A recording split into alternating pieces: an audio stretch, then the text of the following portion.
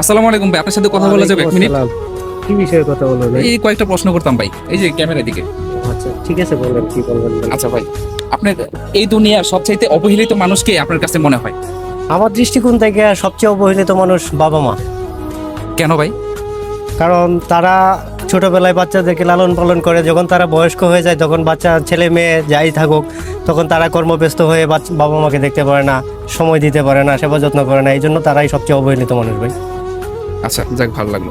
আচ্ছা, আপনি এই দুনিয়াতে সবচাইতে বেশি ভালোবাসেন কাদেরকে? কাকে ভালোবাসেন? আমার বাবা মা ভাই। কেন? কারণ বাবা মার ছায়াতলে থাকলে যে একটা মানে অন্যরকম একটা মানসিক শান্তি ভাই, যেটা পৃথিবীর আর কোথাও পাবেন না, বাবা মার কাছে থাকলে এটা একমাত্র পাবেন। এই জন্য বাবা মাকে খুব ভালোবাসি ভাই। আচ্ছা, এই পৃথিবীর সবচাইতে খারাপ মানুষ কাকে মনে হয়?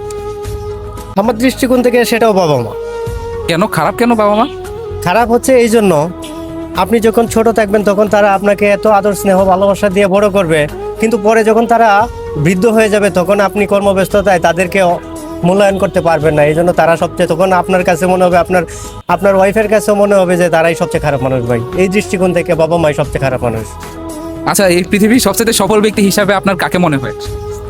বাবা মা দুইজনই, তাদের অক্লান্ত পরিশ্রমে আমরা বড় হই।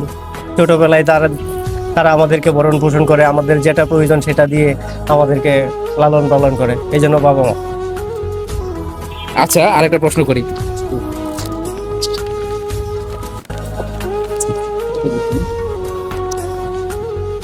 আমাদের দেশের সবচেয়ে বড় হিরো, মানে আপনার কাছে সুপারস্টার কে? আমার বাবা। বাবা? এক কথায় আমার বাবা ভাই। কেন, এর থেকে বড় হিরো আর কেউ হইতে পারে না না? ভাইয়া, এর থেকে বড় হিরো কেউ নাই। কারণ উনি যে স্ট্রাগলের মাধ্যমে আমাকে বড় করেন, আমার চোখে দেখে আমার বাবাই সবচেয়ে বড় হিরো। আপনি যদি এই মুহূর্তে অসুস্থ হয়ে পড়েন, আপনার কোনো একটা দুর্ঘটনা ঘটে, তাহলে আপনার পাশে সবার আগে কে আসবে? আমার বাবা মা। বাবা মার বাইরে কেউ আসবে না ভাই। আত্মীয় স্বজন বলেন, ভাই বলেন, আমার ওয়াইফ বলেন, যাই বলেন, সবার আগে আমার বাবা মা থাকবে। দুর্ঘটনায় আল্লাহ না করুক আমার একটা পা হারায় ফেললাম, সেক্ষেত্রে দেখা গেল আমার ওয়াইফ আমার সাথে ভালো আচরণ করবে না, অথবা দেখা গেছে কিছুদিন পরে যদি আমি প্যারালাইজ হয়ে যাই, পঙ্গুত্ব বরণ করি, সেক্ষেত্রে আমার ওয়াইফ আমাকে ছেড়ে চলে যেতে পারে, কিন্তু বাবা মা আমাকে কখনো ফেলে যাবে না ভাই। এই জন্যই। আচ্ছা ঠিক আছে, আপনি সর্বশেষ মাকে নিয়ে কিছু বলেন।